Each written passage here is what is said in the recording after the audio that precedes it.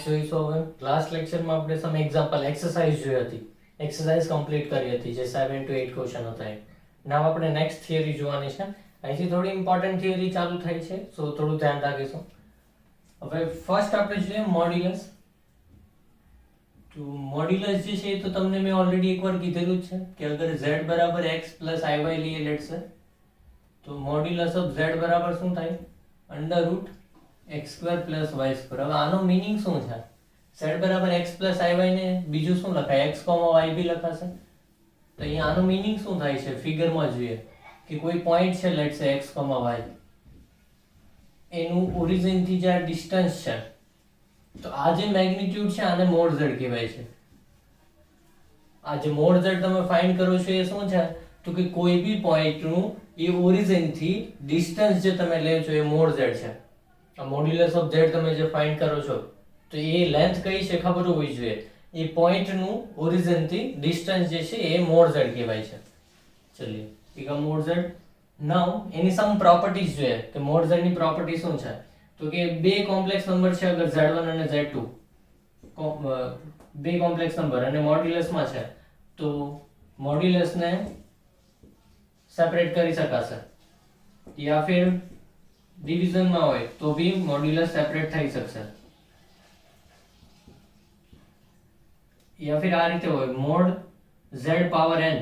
मतलब મને એમ કે z સ્ક્વેર નું મોડ્યુલસ ફાઇન્ડ કરો, તો મારે z સ્ક્વેર z આપ્યો છે સવાલમાં, z સ્ક્વેર નું મોડ્યુલસ ફાઇન્ડ કરવાનું કહે છે, તો મારે z સ્ક્વેર ને ફાઇન્ડ કરવાની જરૂર નથી. તો પહેલા z આપ્યો છે એનું જ મોડ્યુલસ લેવાનું, એની પાવર 2 કરી દેવાની, એટલે એ જ જવાબ હશે જે z સ્ક્વેર નો હશે. તો z પાવર n નું modulus is equal to mode z power n. Now last property જે છે મોસ્ટ ઇમ્પોર્ટન્ટ છે, એના માટે આપણે કોન્જ્યુગેટ જોવો પડશે. કોન્સેપ્ટ, કોન્જ્યુગેટ નો કોન્સેપ્ટ. તો કોન્જ્યુગેટ માટે જોઈએ તો કોન્જ્યુગેટ તમે ભણી જ ગયેલા છો ઓલરેડી. કોન્જ્યુગેટ કોને કહેવાય? તો કે અગર z બરાબર x પ્લસ iy હોય તો z બાર શું થાય? x minus iy. તો આ z બાર ને z નું શું કહેવાય? કોન્જ્યુગેટ કહેવાય. z બાર ને z નું કોન્જ્યુગેટ કહેવાય. હું એમ કહું 1 પ્લસ 2i, તો 1 પ્લસ 2i નું કોન્જ્યુગેટ મતલબ 1 માઇનસ 2i.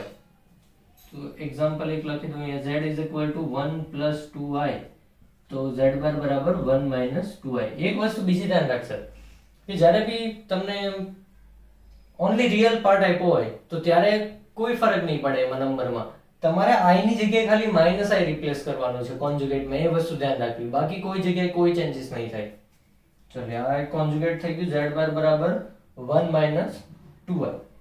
નાउ જે મોસ્ટ ઇમ્પોર્ટન્ટ પોઈન્ટ જે અહીંયા છે કે અગર મેં એમ કહું z બરાબર તમને 2 આપ્યું છે, ખાલી i વાળો પાર્ટ જ નથી આપ્યો, તો z બાર બી 2 જ રહેશે, એમાં -2 નહીં થાય, કારણ કે i વાળો પાર્ટ જ નથી. i ની જગ્યાએ ઓનલી -i લખવાનું હોય. ધારો કે z બરાબર તમને 2i આપ્યું છે, તો z બાર બરાબર થશે -2i, i ની જગ્યાએ -i, તો જ માઇનસ લાગશે. પણ z બરાબર 2 આપ્યું છે તો z bar by 2 as it is જ રહેશે, એમાં કોઈ ચેન્જીસ નહીં થાય. ચલિए હવે નેક્સ્ટ જે છે, નેક્સ્ટ જોઈએ કે z બરાબર આપણે x પ્લસ iy લીધું અને z બાર બરાબર x માઇનસ iy. તો આ બંનેનું અગર એક વસ્તુ આપણે ઓબ્ઝર્વ કરીએ, હમણાં મેં કીધું એમ કે જો z પ્યોરલી રિયલ હોય, 1 કેસ નંબર 1 લઈએ, z પ્યોરલી રિયલ નંબર હોય તો શું થશે? પ્યોરલી રિયલ મતલબ i વાળો પાર્ટ નહીં હોય, તો z બરાબર x, તો z બાર બરાબર bx. એનો મતલબ ઓબ્ઝર્વેશન શું આવ્યું? z બરાબર z બાર. તો મોસ્ટ ઇમ્પોર્ટન્ટ, જ્યારે બી સવાલમાં તમને એવું કે z is the purely real number, તો તમારે કઈ કન્ડિશન એપ્લાય કરવાની? z બરાબર z બાર. પણ આ વસ્તુ સવાલમાં આપણને યાદ આવતું જ નથી. અહીંયા કીધું હોય છતાં બી કેટલી વખત પણ એ કન્ડિશન યાદ જ નહીં આવે. તો આ વસ્તુ ખાસ ધ્યાન રાખવી, આ પોઈન્ટ મોસ્ટ ઇમ્પોર્ટન્ટ છે. જ્યારે બી સવાલમાં નામ પડે કે પ્યોરલી રિયલ નંબર, તો કન્ડિશન ખાસ યાદ આવવી જોઈએ કે z બરાબર z બાર હોય પ્યોરલી રિયલ નંબર માટે. પ્યોરલી રિયલ ધ્યાન રાખશે. પછી સેકન્ડ જોઈએ, પ્યોરલી રિયલ. સેકન્ડ પાર્ટ જોઈએ. સેકન્ડ જે છે, હવે z પ્યોરલી ઇમેજનરી લઈએ, પ્યોરલી ઇમેજનરી. તો પ્યોરલી ઇમેજનરી લઈએ અગર z તો z બરાબર પ્યોરલી ઇમેજનરી એટલે ઓનલી i વાળો પાર્ટ હશે, રિયલ પાર્ટ નહીં હોય. તો z બાર કેટલું થશે માઇનસ i હોય. તો જો અહીંથી એક વસ્તુ ઓબ્ઝર્વેશન શું આવે છે આપણું કે z પ્લસ z બાર શું થાય છે 0, iy minus iy. z plus z bar બરાબર 0 થાય છે. તો એનો મતલબ z બરાબર માઇનસ z બાર. તો મોસ્ટ ઇમ્પોર્ટન્ટ પ્રોપર્ટી અહીંયા પ્યોરલી ઇમેજનરી માટે.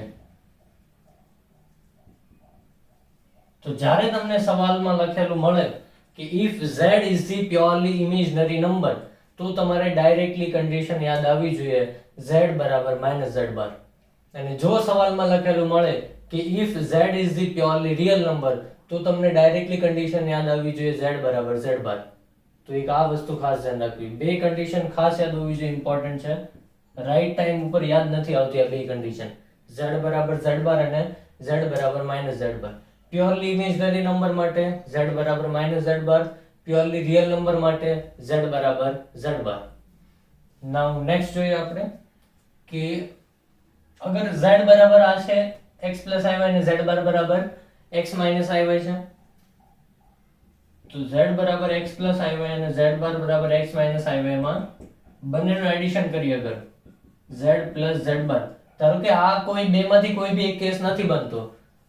બેમાંથી કોઈ બી એક કેસ ની ક્યારે નહીં બને કે બંને વાળો પાર્ટ હોય, રિયલ પાર્ટ બી હોય ઇમેજનરી પાર્ટ બી છે. તો આ બંનેમાંથી એક બી કેસ નહીં આવે. આ કેસ ક્યારે આવે જ્યારે i વાળો પાર્ટ નહીં હોય. આ કેસ ક્યારે આવે જ્યારે રિયલ પાર્ટ નહીં હોય. તો અગર બંને પાર્ટ છે તો x plus iy x minus iy આ બંનેનું જો સમેશન કરો તો કેટલા થશે z plus z bar is equal to iy ઉડી જાય તો કેટલા વધે 2x. તો અહીંયાથી શું લખી શકાશે x બરાબર z plus z bar by 2. તો આ એક મોસ્ટ ઇમ્પોર્ટન્ટ છે. તો x બરાબર z plus z bar by 2. તો x શું છે real part of z. x શું છે z બરાબર x પ્લસ iy લખું તો એમાં રિયલ પાર્ટ ઓફ z શું હોય x અને ઇમેજનરી પાર્ટ ઓફ z શું હોય y. તો x ની જગ્યાએ શું લખાય રિયલ પાર્ટ ઓફ z. તો આ રીતે લખાશે રિયલ પાર્ટ ઓફ z બરાબર z plus z bar by 2. તો આ રિઝલ્ટ ખાસ એક યાદ રાખવાનું છે. રિયલ પાર્ટ ઓફ z બરાબર z plus z bar by 2. શું કર્યું આપણે z અને z બાર બંનેનું એડિશન કર્યું. z હતું x પ્લસ iy, z બાર હતું x માઇનસ iy, બંનેનું એડિશન કર્યું. iy અને iy કેન્સલ થઈ જાય, વધે કોણ ખાલી 2x. 2 નીચે લઈ લીધા તો x બરાબર z plus z bar by 2. તો રિયલ પાર્ટ ઓફ z બરાબર z plus z bar by 2. તો એ ધ્યાન રાખવું. Real part of z bar બરાબર sorry real part of z બરાબર z plus z bar by 2. હવે ઇમેજનરી પાર્ટ માટે જોઈએ તો ઇમેજનરી પાર્ટ માટે શું થશે. ત્યાંથી ઇમેજનરી પાર્ટ માટે જો અહીંયા આપણે x જોઈતું હતું તો આપણે સમેશન કર્યું તો ઉડી ગયા. હવે આપણે y જોઈએ છે તો શું કરવું પડશે સબટ્રેક્શન. તો y જોઈએ છે તો સબટ્રેક્શન કરીએ. અહીંયા શું કર્યું આપણે આ કેસમાં આ ઇક્વેશન 1 લેટ્સ સે આ ઇક્વેશન 2. તો અહીંયા આપણે શું કર્યું 1 પ્લસ 2. હવે આપણે કરીએ 1 માઇનસ 2. તો 1 માઇનસ 2 કરશો એટલે શું થશે z minus z bar is equal to iy plus iy એટલે 2iy. અહીંયા કોઈ i નહીં ભૂલે. અહીંયા ઘણી વખત i ભૂલી જાય છે, ઓનલી લખે છે 2y. 2y નહીં i 2iy પ્લસ iy એટલે 2iy થશે. હવે આને નીચે લઈ લઈએ તો શું થશે કે અહીંયાથી z minus z bar upon 2i is equal to y. તો એક વસ્તુ કઈ ધ્યાન રાખવાની છે અહીંયા કે રિયલ પાર્ટ ઓફ z માં z plus z bar by 2 એમાં i નથી આવતું, પણ ઇમેજનરી પાર્ટ ઓફ અને y મતલબ શું લખાય ઇમેજનરી પાર્ટ ઓફ z. તો ઇમેજનરી પાર્ટ ઓફ z માં z minus z bar by 2 નહીં ઓનલી ઇન્ટુ i બી આવે છે. કારણ કે આપણે એ રીતે મેનરમાં યાદ રાખીએ છીએ કે z plus z bar by 2 અને z minus z bar by 2 i ભૂલાઈ જાય છે. તો z plus z bar by 2 એમાં i નથી, z minus z bar by 2 into i છે એ ધ્યાન રાખો ઇમેજનરી પાર્ટમાં. ચલો તો આ ચાર કન્ડિશન જે છે ખાસ મોસ્ટ ઇમ્પોર્ટન્ટ ધ્યાન રાખવી. પ્યોરલી રિયલ z બરાબર z bar, purely imaginary z બરાબર માઇનસ z બાર અને રિયલ પાર્ટ ઓફ z બરાબર z plus z bar by 2, imaginary part of z બરાબર z minus z bar by 2y. નામ આપણે હવે જોઈએ મોડ્યુલસ માટે. તો કે આ z અને z બાર લીધો, આ બંનેનો મલ્ટીપ્લિકેશન કરીએ હવે. તો કે z અને z બાર બંનેનો મલ્ટીપ્લાય કરીએ તો શું થાય? z into z બાર બરાબર તો કે x plus iy into x minus iy. તો શું થશે? અહીંયા મલ્ટીપ્લાય કરીએ તો x square minus xiy plus xiy અને minus i square y square. તો શું આવી ગયો? તો કે આ ઉડી જશે વચ્ચેનો x square plus y square i square minus 1 થાય એટલે તો આપણને શું મળ્યું? જો આ મોડ z છે તો under route x square plus y square છે, તો મોડ z સ્ક્વેર કહું વગર તો શું આવે? x square plus y square. તો એ જ વસ્તુ અહીંયા યુઝ કરીશું કે અહીંયા શું થઈ ગયું? તો z into z બાર બરાબર આ શું છે? Mode z square. તો આ તમને પ્રોપર્ટી આઈ થિંક લખાવી હશે બુકમાં, ગુજરાત બોર્ડમાં ભણ્યા ત્યારે તમને લખાવ્યું હશે કે z into z બાર બરાબર થશે ઓલવેઝ મોડ z સ્ક્વેર. તો કઈ રીતે થયું એ પ્રૂફ આપણે બતાવી દીધું. x plus iy into x minus iy. તો મલ્ટીપ્લાય કરો છો તો વચ્ચેનું ઉડી જશે તો જવાબ આવશે z into z બાર બરાબર મોડ z સ્ક્વેર. આ બહુ મોસ્ટ ઇમ્પોર્ટન્ટ પ્રોપર્ટી છે, આ દર વખતે યુઝ કરવાનું થશે. z into z બાર બરાબર મોડ z સ્ક્વેર મોટા ભાગના ક્વેશ્ચનમાં યુઝ થશે એટલે આ એક ધ્યાન રાખવું ખાસ. z into z બાર બરાબર મોડ z સ્ક્વેર. હવે આપણે જોઈએ નેક્સ્ટ પોઈન્ટ જે છે એમ્પ્લિટ્યુડ. કે તમે ગુજરાત બોર્ડમાં ઓલરેડી ભણી ગયેલા છો કે જે બી z હોય, આ z જે હતો અહીંયા એને x એક્સિસ સાથે જે ખૂણો બનાવ્યો છે, આ z જે કોઈ પોઈન્ટ છે x, y, x, y એ x એક્સિસ સાથે જે બનાવેલો ખૂણો હોય એને એનું શું કહેવાય? આર્ગ્યુમેન્ટ અથવા તો એમ્પ્લિટ્યુડ. બે નામ છે, આર્ગ્યુમેન્ટ કહેવાશે અથવા તો એમ્પ્લિટ્યુડ.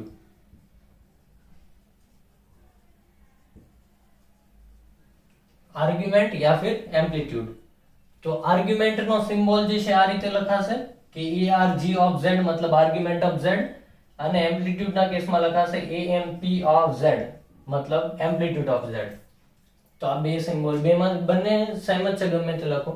તો argument of z, amplitude of z. તો આ વસ્તુ શું કહેવા માંગે છે? તો કે z અગર x plus iy છે અને એ જે x એક્સિસ સાથે ખૂણો બનાવે છે, લેટ્સ આપણે લઈ લઈએ ખૂણો θ બનાવે છે, તો જે ખૂણો θ બનાવે છે એને શું કહેવાય? એ z નું આર્ગ્યુમેન્ટ અથવા તો એમ્પ્લિટ્યુડ. તો એ આપણે ફાઇન્ડ કરવું છે. તો આ z તમે અહીંયા ફર્સ્ટ ક્વોડ્રન્ટમાં લીધો પણ ગમે તે ક્વોડ્રન્ટમાં આવી શકે. તો અહીંયા એના માટે આપણે જોઈએ કે તમે ગુજરાત બોર્ડમાં ભણ્યા જ છો કે θ પહેલા તો અહીંયા જો x, y હોય તો આ ડિસ્ટન્સ કેટલું થાય પોઈન્ટ માટે? x. આ ડિસ્ટન્સ કેટલું થાય? y. x, y હોય તો આ હાઈટ y થાય, આ x થાય લેન્થ. તો અહીંયાથી શું લખી શકાય કે અગર આ ટ્રાયેંગલમાં આપણે જોઈએ તો tan θ બરાબર y upon x. tan θ બરાબર શું લખાશે? y upon x. તો tan θ બરાબર y upon x. તો અહીંયાથી થઈ જશે tan θ એવું y upon x. તો θ બરાબર થશે, આ tan ને પહેલી સાઈડ લઈ જાઓ, એ તમે 12th માં ભણશો કે અત્યાર સુધી તમે tan θ ને એવું જોયું છે, પણ tan ને પહેલી સાઈડ લઈ જાઓ તો એ થાય tan ઇન્વર્સ.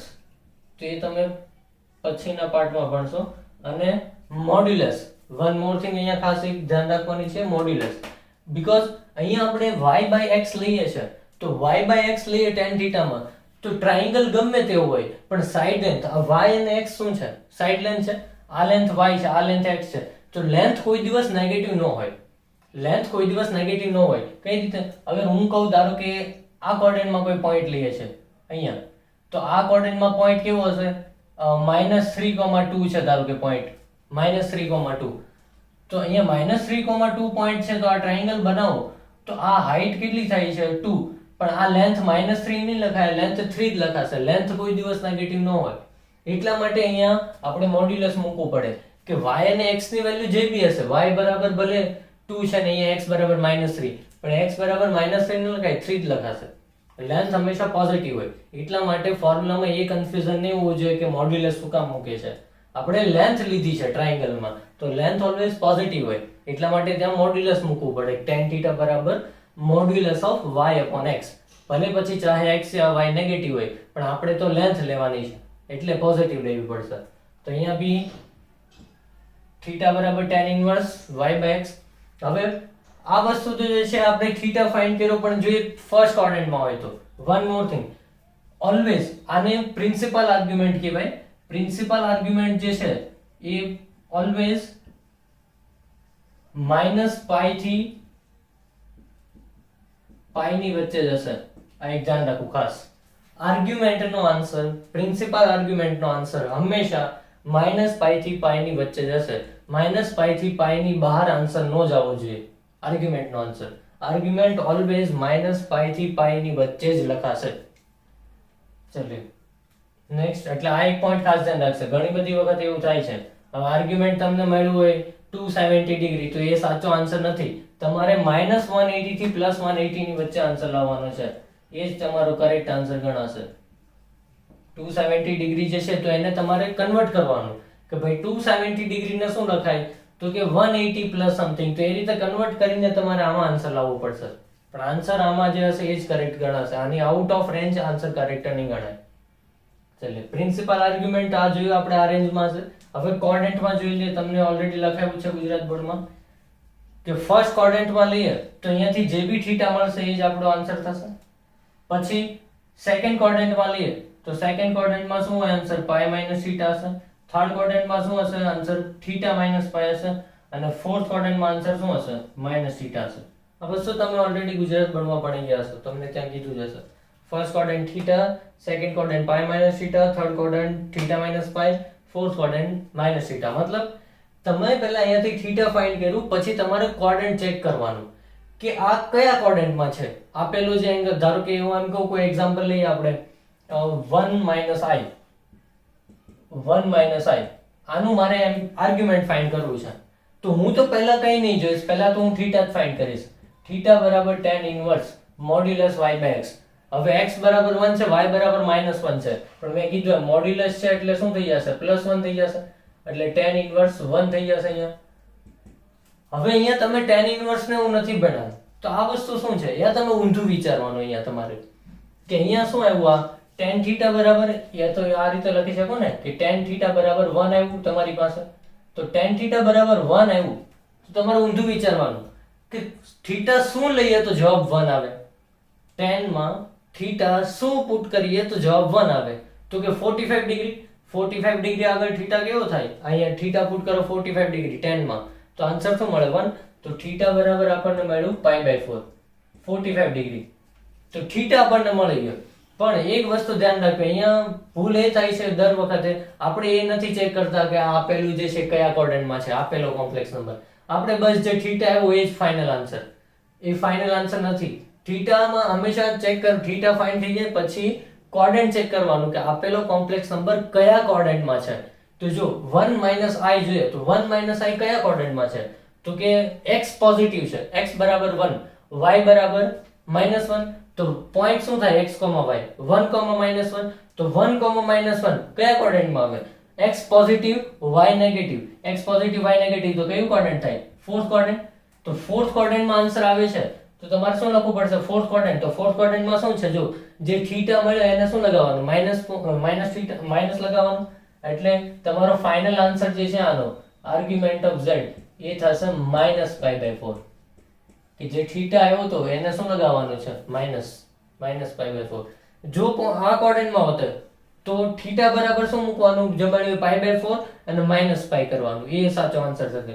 જો આ કોર્ડિનેટમાં હોત તો π - થીટા કેટલું મળ્યું, π/4. તો π - π/4 એટલે 3π/4. તો એ આપણો કરેક્ટ આન્સર હોતે. અને જો ફર્સ્ટ કોર્ડિનેટમાં હોતે તો જે જવાબ મળ્યો એ જ આપણો કરેક્ટ આન્સર. તો એક વસ્તુ અહીંયા ધ્યાન રાખશો ખાસ કે જે જવાબ અહીંયા મળે તો કોર્ડિનેટ ચેક કરવાનું કે આપેલો કોમ્પ્લેક્સ નંબર કયા કોર્ડિનેટમાં છે, એના અકોર્ડિંગ પછી થીટા પુટ કરવાનું, એ આપણો ફાઇનલ આન્સર થશે. એટલે કોઈ ચેન્જ કરવાનું નહીં ભૂલે અહીંયાથી. અને આ 4 પોઈન્ટ ખાસ, હજી અગેન એકવાર કહું છું, આ 4 પોઈન્ટ ખાસ ધ્યાન રાખશે. z બરાબર z bar purely real number માટે, z બરાબર -z bar purely imaginary number માટે, અને real part of z z + z bar by 2, imaginary part of z z - z bar by 2i, then after z into z bar બરાબર mod z square. અને argument ચારેય coordinate યાદ રાખશે કે કયા કોર્ડિનેટમાં. આ વસ્તુ ખાસ ધ્યાન રાખશે કે આર્ગ્યુમેન્ટ ઓલવેઝ -180 થી 180 ની વચ્ચે જ હોવી જોઈએ. આ રેન્જની બહાર નહીં જવો જોઈએ જવાબ આપણો.